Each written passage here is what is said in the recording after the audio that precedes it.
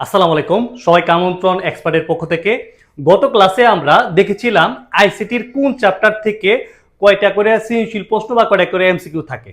আজকে সেই ধারাবাহিকতায় আমরা নতুন একটা চ্যাপ্টার শুরু করব, সেটা হলো তৃতীয় অধ্যায়ের প্রথম অংশ, যেটার নাম হচ্ছে তোমার সংখ্যা পদ্ধতি। যারা 2027 সালে বেসের স্টুডেন্ট আছো তারা অবশ্যই জানো সংখ্যা পদ্ধতির নামে একটা চ্যাপ্টার আছে, তৃতীয় অধ্যায়ের দুইটা পার্ট, প্রথম অংশ আর দ্বিতীয় অংশ। সেই প্রথম অংশ আমি আজকে আলোচনা করব। প্রথম অংশের আমরা আজকে দেখব কি কি টপিক নিয়ে আমরা আলোচনা করবো আর কি, মানে কি কি টপিকগুলো পড়াবো। এখানে আমরা প্রথমেই সংখ্যা পদ্ধতির বেসিক আলোচনা করব। সংখ্যা পদ্ধতিটা কি, কত প্রকার, মানে কিভাবে আসলো সংখ্যা পদ্ধতি, এটা নিয়ে আলোচনা করব। তারপরে সেটা আমরা রূপান্তর নিয়ে আলোচনা করব। আমরা বিভিন্ন সংখ্যা পদ্ধতি যোগ বিয়োগ নিয়ে আলোচনা করব। দুইয়ের পরিপূরক, যে কোশ্চেনটা তোমার গ বা গ নাম্বারে আসে, দুইয়ের পরিপূরক নিয়ে আলোচনা করব। বিভিন্ন ধরনের কোড, তারপর এগুলো আলোচনা করার পর সেই এগুলোর উপর ভিত্তি করে যে সিকিউ যে কোশ্চেনগুলো আছে সেই সিকিউ কোশ্চেনগুলো আমরা কি করব, সলভ করব। দেন আমরা এমসিকিউ সলভ করব। ও এর সাথে বলা হয়নি আর কি, সিকিউর পরে আমরা জ্ঞানমূলক প্লাস অনুধাবনমূলক, জ্ঞানমূলক প্লাস অনুধাবনমূলক কোশ্চেনগুলো আমরা সলভ করব আর কি। এখন অনেকে বলতে পারো যে ভাই, তৃতীয় অধ্যায়ের প্রথম অংশ বা সংখ্যা পদ্ধতি তো অনেকগুলো ভিডিও আপনার আছে, কেন আবার আপনি প্রথম থেকে করতেছেন? আগেকার ভিডিওগুলো গুছানো ছিল না। তোমাদের জন্য যারা 2027 বা 28 সালের শিক্ষার্থী আছো, তোমাদের জন্যই আবার গুছিয়ে আমি এই ভিডিওগুলো করতেছি, যাতে তুমি সহজেই একটার পর একটা ভিডিওগুলো পেতে পারো আর কি। বুঝতে পারছো? তাহলে চলো শুরু করা যাক। তৃতীয় অধ্যায়ের প্রথম অংশ সংখ্যা পদ্ধতি বা নাম্বার সিস্টেম। আজকে বেসিক আলোচনা করব। সংখ্যা পদ্ধতি বলতে কি বুঝো? দেখো এখানে একটা সংজ্ঞা দেওয়া আছে। ও এর সাথে একটা কথা যোগ করতেছি যে আমার ক্লাস করার সময় অবশ্যই তোমরা খাতা কলম নিয়ে বসবা। আইসিটি খাতার মধ্যে অন্য কোনো সাবজেক্টের পড়া বা কোনো কিছু লেখা যাবে না। ওই আইসিটির জন্য আলাদা পুরো একটা খাতা থাকবে। খাতা ছাড়া তুমি মনে করো যে অসহায়। তাহলে সংখ্যা পদ্ধতির সংখ্যাটা কি? যে পদ্ধতির মাধ্যমে কোনো সংখ্যা লেখা বা প্রকাশ করা যায় সেটা হলো সংখ্যা পদ্ধতি। বুঝতে পারছো? যেমন আমি এখানে লিখলাম কত, 10। তাহলে এখানে কত প্রকাশ পাইছে? 10। ঠিক আছে। যেমন আমি ধরো বোবা, কত প্রকাশ পাইছে? 5। মানে যেভাবে তুমি সংখ্যাটা প্রকাশ করবা সেটাই কি তোমার সংখ্যা পদ্ধতি। আগেকার যুগের মানুষ যারা গুহা বা জঙ্গলে বাস করতো, তারা হিসাব কিভাবে রাখতো? হাতের করগুনে। ইভেন এখনো কিন্তু আমরা হাতের করগুনে হিসাব রাখি। রশিদে গিট দিয়ে হিসাব রাখতো, নুড়ি পাথর দিয়ে হিসাব রাখতো। ঠিক আছে। তাদের হিসাবটা ছিল বিভিন্ন চিহ্ন ছিল, সিম্বল ইউজ করে তারা হিসাব রাখতো। একটা উদাহরণ দিয়ে আরো সহজ করে বুঝাচ্ছি, মজা করে উদাহরণটা দিচ্ছি আর কি, কেউ মাইন্ড করেন আর কি। ধরো একটা গোত্র, গোত্র মানে কি? ধরো একটা জাতি, তাদের নাম দিলাম এ। আরেকটা গোত্র, তাদের নাম দিলাম কি? বি। এখন এ গোত্রের মানুষ, ধরো একটা ফুল, এটা কি ফুল বলতো? গাঁদা। তোমার মতো গাঁদা, আমার মতো গাঁদা। আচ্ছা, এই গাঁদা ফুলকে তারা 100 দিয়ে প্রকাশ করতো। মানে কেউ যদি তাকে একটা ফুল দিত, সে মনে করতো কি আমাকে 100 টাকা দিচ্ছে আর কি। আর এই গোত্রের মানুষ, এটা কি তোমরা বলো?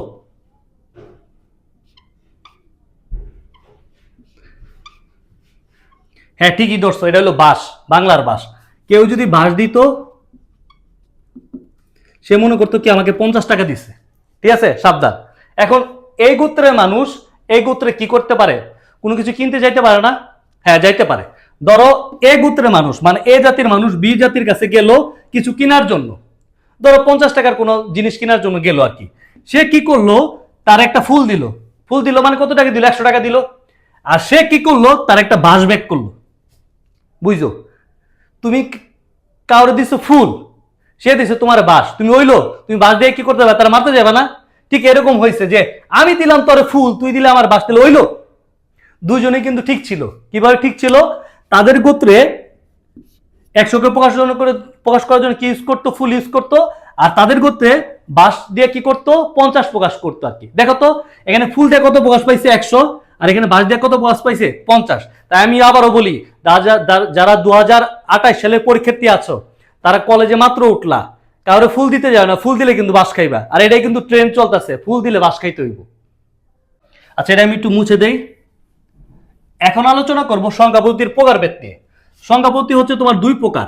এখানে কিন্তু পোলাপান ভুল করে, তারা সংখ্যা পদ্ধতি 4 প্রকার লেখে। আসলে সংখ্যা পদ্ধতি হচ্ছে দুই প্রকার। একটা হলো তোমার পজিশনাল,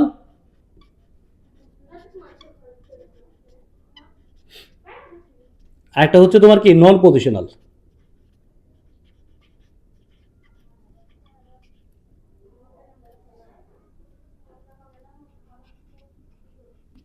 আচ্ছা, পজিশনাল সংখ্যা হইতে গেলে তোমার তিনটা জিনিস লাগবে।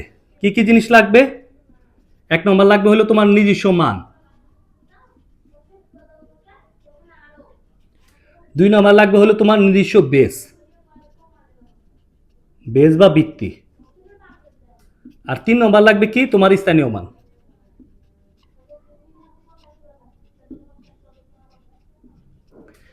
এই তিনটা জিনিস হলো পজিশনাল সংখ্যা পদ্ধতির বৈশিষ্ট্য। এটা কিন্তু প্রকারভেদ না। পজিশনাল সংখ্যা হইতে গেলে নিজস্ব মান লাগবে, নিজস্ব বেস বা ভিত্তি লাগবে, আর স্থানীয় মান লাগবে। এই তিনটা কি জিনিস আমি একটু পরে আলোচনা করবো আর কি। আর নন পজিশনালটা কি, এটা পরবর্তীতে যখন আমি জ্ঞানমূলক বা অনুধাবনমূলক আলোচনা করব তখন বিস্তারিত আমি বুঝাই দিব আর কি। ঠিক আছে, এখন এই পজিশনাল সংখ্যাকে আবার 4 ভাগে ভাগ করা যায়।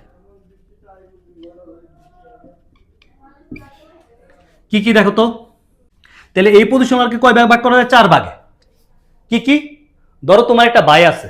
কি আছে? ভাই আছে। ভাই কি হয়ে গেছে? নারী হয়ে গেছে। কি হয়ে গেছে? নারী হয়ে গেছে। মানে কি? ভাই নারী, ভাই নারী। আচ্ছা, মানে 2027 সালের স্টুডেন্ট বা যারা আইসিটি সম্পর্কে জানো তারা বলতে পারো ভাই আপনি এত ডিটেলস বোঝাচ্ছেন কেন? যারা 2028 সালের স্টুডেন্ট আছে তারা হয়তো এইগুলো সম্পর্কে জানে না, এর জন্য আমি আবার ডিটেলস পড়াচ্ছি আর কি। ঠিক আছে, তাহলে তোমার ভাই কি হয়ে গেছে? নারী হয়ে গেছে। তাহলে কি হইলো? বাইনারি। তোমার ভাই যে নারী হয়েছে এটা তুমি বাসায় দেখে কি হয়েছো? টাল হয়ে গেছো। কি হয়েছো? টাল হয়ে গেছো। কি? অকটাল। এখন এই যে তুমি যে টাল হইছো, অকটাল হইছো, এটা তোমার মা বা বাবা 10 জনরে বলছে। কয়জন রে বলছে? 10 জনরে। 10 জন মানে কি তোমার দশমিক বা ডেসিমেল। এখন এই 10 জন সামনে বিশ্বকাপ, বিশ্বকাপে যারা ব্রাজিল সাপোর্টার তারা কি করো? ব্রাজিলের হেক্সা মিশন পড়তে পার দেখো, কিন্তু হেক্সা মিশন আর হয় না। ঠিক আছে, তারা ব্রাজিলের হেক্সা মিশন দেখতেছিল। মানে কি? 10 জন কি করতেছিল? হেক্সা। কে কি করতেছিল? হেক্সা কি করতেছিল? 10 জন দেখতেছিল। তাহলে হেক্সা ডেসিমেল। ঠিক আছে, তাহলে আমরা কি জানলাম? সংখ্যা পদ্ধতি দুই প্রকার, একটা হলো পজিশনাল আর নন পজিশনাল। পজিশনাল হইতে গেলে তার এই তিনটা বৈশিষ্ট্য লাগবে, নিজস্ব মান লাগবে, নিজস্ব বেস লাগবে, স্থানীয় মান লাগবে। আবার এই পজিশনাল সংখ্যা কয় ভাগে ভাগ করা যায়? 4 ভাগে। যেমন কি বাইনারি, অক্টাল, ডেসিমেল, হেক্সাডেসিমেল। আবারও বলি, বাইনারি, অক্টাল, ডেসিমেল, হেক্সাডেসিমেল। এখন এই বাইনারিকে আমরা অজিটটা আগে বলছিলাম বাস মানে কত? 50, ফুল মানে কত? 100। যেখানে আমরা 2 দেখবো সেটাই মনে করবো কি? বাইনারি। কারণ বাইনারিকে 2 দ্বারা প্রকাশ করা হবে। অক্টাল মানে কি? 8, ডেসিমেল মানে কি? 10, হেক্সাডেসিমেল মানে কি? 16। হেক্সাডেসিমেল মানে কি? 16। 2 বলতে এখানে 2টা সংখ্যা ব্যবহার হবে। কয়টা সংখ্যা? 2টা। কি কি 2টা সংখ্যা? 2 এর আগে কি কি সংখ্যা আছে বলো? 0 আর কি 1। 8 বলতে এখানে কয়টা সংখ্যা ব্যবহার করা হবে? 8টা। তাহলে 0 থেকে কত? 7 গুণক 0, 1, 2, 3, 4, 5, 6, 7, 8। 8টা সংখ্যা। ঠিক আছে, 7 পর্যন্ত হবে। আর ডেসিমেল বলতে কয়টা হবে? 0 থেকে কয় পর্যন্ত হবে? 9 পর্যন্ত হবে। ঠিক আছে, মানে যেটা বেস থাকবে, মানে যেটা তোমার থাকবে, বেস থাকবে, এটাকে বেস বলা হয় আর কি। যেটা বেস থাকবে তার আগের সংখ্যাগুলো হবে। হেক্সাডেসিমেলে কত হবে তাহলে বলো? হেক্সাডেসিমেলে তাহলে কত হবে? 0 থেকে কয় পর্যন্ত? 15 পর্যন্ত। না, হেক্সাডেসিমেলে প্রথমে তোমার 0 থেকে 9 পর্যন্ত লিখতে হয়। 10 লেখা যায় না। 10 এর পরিবর্তে কি লিখতে হয়? তোমার এ। আর এফ এর পরিবর্তে লিখতে হয় কত? 15। মানে হেক্সাডেসিমেলে 0 থেকে 9 পর্যন্ত লিখতে পারবা, আর এ থেকে এফ পর্যন্ত লিখতে পারবা। এ মানে 10 আর এফ মানে কি? 15। তাহলে বাকি মানগুলো, বি এর মান কত? 11, সি এর মান কত? 12, ডি এর মান কত? 13, ই এর মান কত? 14, এফ এর মান কত? 15। তাহলে এখন যদি আমি তোমাদের কোশ্চেন করি হেক্সাডেসিমেলে সি এর মান কত, তাহলে তোমার কি করতে হবে? গুনতে হবে। এ এর মান যদি 10 হয়, বি এর মান 11, সি এর মান কত? 12। প্রথম অবস্থায় তোমাদের একটু কষ্ট হবে যারা 2028 সালে স্টুডেন্ট আসো, কিন্তু আস্তে আস্তে তোমার এটা কোপ আপ হয়ে যাবে আর কি। ঠিক আছে, তাহলে একটা জিনিস বুঝলাম যে হেক্সাডেসিমেলে যদি বেস যদি 16 হয়, মানে এটাকে 16 ধরা হয়, যদি 16 হয় তাহলে 16 পর্যন্ত লেখা যাবে না, 0 থেকে 9 পর্যন্ত লিখতে হবে। আর এ থেকে এফ পর্যন্ত লিখতে হবে। এর মানকে ধরবো 10, এফ এর মানকে ধরবো কি? 15। আর বাকি মানগুলো আমরা নিজেরাই পারবো আর কি। ঠিক আছে, এখন কথা হচ্ছে যে ভাই এই বাইনারি বলতে কি বোঝায়? কম্পিউটার, বিভিন্ন ইলেকট্রনিক ডিভাইসে এই বাইনারি সংখ্যা ব্যবহার করা হয়। কারণ ইলেকট্রনিক ডিভাইস বা কম্পিউটারগুলো 2টা অবস্থা থাকে, একটা হলো কি তোমার অন আর একটা হলো অফ। এই 0 দ্বারা অফ বোঝায় আর 1 দ্বারা অন বোঝায়। এই জন্য ইলেকট্রনিক ডিভাইস আর কম্পিউটারে বাইনারি সংখ্যা ব্যবহার করা হয়। ঠিক আছে, এখন আসো যে ডেসিমেল সংখ্যা। ডেসিমেল মানে কি? 0 থেকে 9, 0 থেকে 9 দিয়ে দুনিয়ার সব সংখ্যা কিন্তু ব্যবহার করা হয়। এই 0 থেকে 9 আমরা কি করি ব্যবহার করি, এটা হলো আমাদের সংখ্যা। ঠিক আছে, মানে আমরা যে স্বাভাবিক সংখ্যাগুলো ব্যবহার করি। এখন অক্টাল আর হেক্সাডেসিমেল, বড় বড় বাইনারি সংখ্যাকে ছোট করার জন্য অক্টাল আর হেক্সাডেসিমেল সংখ্যা ব্যবহার করা হয়। আমরা পরবর্তীতে দেখব আর কিভাবে ব্যবহার করা হয়। ঠিক আছে, তাহলে আমরা বুঝতে পারলাম যে তোমাকে যদি কোশ্চেন করা হয় বাইনারি কিসের জন্য ব্যবহার করা হয়, কম্পিউটার বা বিভিন্ন ইলেকট্রনিক ডিভাইসে বাইনারি সংখ্যা ব্যবহার করা হয়। দশমিক বা ডেসিমেল সংখ্যা কি? এটা দশমিকও বলা হয়, ডেসিমেল সংখ্যা বলা হয়। ডেসিমেল সংখ্যা হলো কি আমাদের সংখ্যা, যে সংখ্যা দিয়ে যত ধরনের সংখ্যা আছে সংখ্যাগুলো প্রকাশ করা হয়। অক্টাল আর হেক্সাডেসিমেল কেন প্রকাশ করা হয়? বড় বড় বাইনারি সংখ্যাকে ছোট করার জন্য অক্টাল আর হেক্সাডেসিমেল সংখ্যা ব্যবহার করা হয়। ও এর সাথে একটা কথা বলে নেই যে অক্টাল আর হেক্সাডেসিমেল যে আছে, আমরা চতুর্থ অধ্যায় যখন পড়বো, এইচটিএমএল যখন পড়বো, এইচটিএমএল কালার কোডের জন্য হেক্সাডেসিমেল সংখ্যা ব্যবহার করা হয়। ঠিক আছে, আচ্ছা এখানে একটা কথা বলা হয়নি, যেমন আমরা যদি এই বাইনারিকে প্রকাশ করি তাহলে এইভাবে প্রকাশ করা যায়, যেমন কি 1 0, এই যে বাইনারি, তাহলে নিচে বেস থাকবে কত 2, 2 থাকলে সেটা মনে করবো কি বাইনারি। আর যদি অক্টাল প্রকাশ করি তাহলে 0, এখানে ধরো 7 5 8, এভাবে প্রকাশ করবে অক্টাল। আর যদি ডেসিমেল প্রকাশ করি তাহলে কত, ধরো 2 5 10। আর যদি হেক্সা প্রকাশ করি তাহলে কিভাবে প্রকাশ করব, তাহলে ধরো এখানে A 2 16।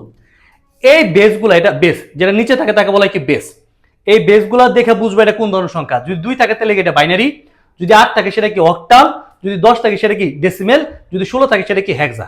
এখন তোমার কোশ্চেন হইতে পারে যে ভাই এই চারটায় কি প্রতিসরণ সংখ্যা পদ্ধতি হয়? না, প্রতিসরণ সংখ্যা পদ্ধতি তোমার 5 ভিত্তিকও হইতে পারে, 5 হইতে পারে, 6 হইতে পারে, 7 হইতে পারে, কিন্তু এই চারটা তোমার বহুল ব্যবহৃত। ঠিক আছে, কেউ যদি এখানে যদি 5 লেখে তাহলে সেটা 5 ভিত্তিক সংখ্যা হয়। আচ্ছা এগুলো তাহলে নোট করে ফেলো। ঠিক আছে, আমি আবারও বলতেছি, আমার ক্লাসগুলো করতে হলে তোমার একটা নোট খাতা নিতে হবে আইসিটির, যেটার মধ্যে আমার পুরো লেকচার তোমার নোট করতে হবে। ঠিক আছে, লেকচার নোট করলে তুমি ওই স্টুডেন্ট পড়াইতে পারবা, তুমি আমার মতো টিচার হইতে পারবা। তাই সবাইকে আমন্ত্রণ রইল নেক্সট ক্লাসে। আর সবাইকে অনুরোধ করলাম, যেটা না বললে হয় আর কি, যে এই ভিডিওগুলো ধারাবাহিকভাবে পেতে হলে আমাদের ইউটিউব চ্যানেলের সাথে যুক্ত থাকো। ইউটিউব চ্যানেলের লিঙ্কটা আমি কমেন্ট বক্সে দিয়ে দিব। এর সাথে সাথে ফেসবুকের সাথে যুক্ত থাকো।